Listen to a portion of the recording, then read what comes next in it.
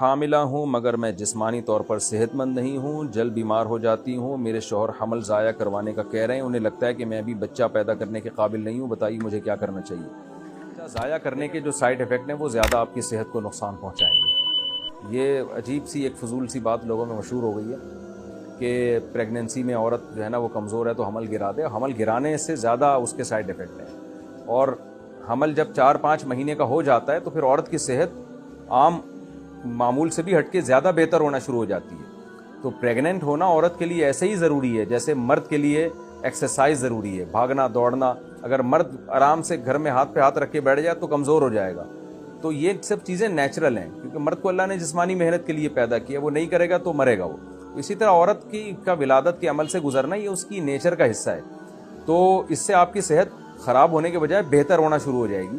تو اپنے میاں کو منع کریں اس فضول کوشش سے، اور ڈاکٹر سے بھی مشورہ کر لیں، گائنی کی کوئی اچھی ماہر ڈاکٹر ہو اس سے بھی مشورہ کر لیں، اور ایک ڈاکٹر سے کبھی مشورہ نہ کیا کریں۔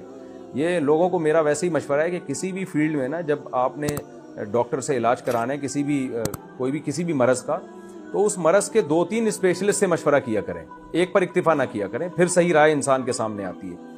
تو گائنی کے جو بھی اسپیشلسٹ ڈاکٹر ہیں 2-3 ڈاکٹروں سے آپ مشورہ کر لیں کہ میری جان کو کوئی خطرہ ہے یا کیا ہے، وہ آپ کو صحیح گائیڈ کر سکیں گی۔ اور ویسے بھی حمل جب 4 مہینے کا ہو جائے تو پھر تو گرانا بالکل حرام ہے۔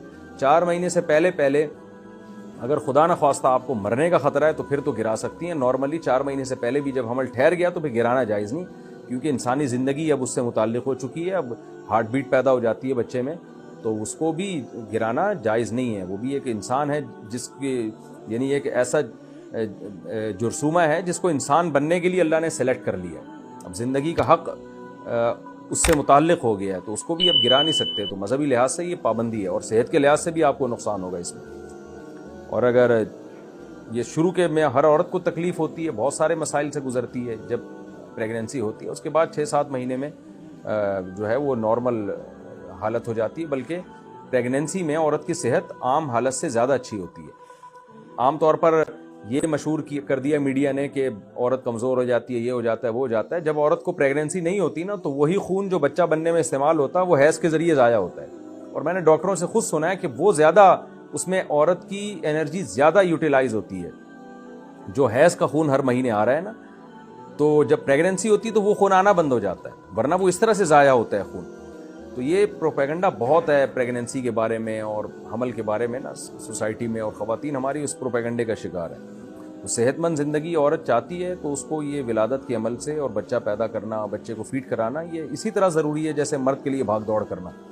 تو نہیں کریں گے تو وہ عمر بھی کم ہو جائے گی، موٹاپا بھی آئے گا، اور 20 قسم کی نفسیاتی بیماریاں پیدا ہوتی ہیں۔ یہ ساری پھر عورت کے لوازمات میں سے، لیکن نیچرل ہے یہ۔ تو عورت یہ جو حمل روکنا اور بچوں کی پیدائش میں بہت زیادہ وقفہ کر دینا، یہ سب فطرت سے لڑنے کے مترادف ہے۔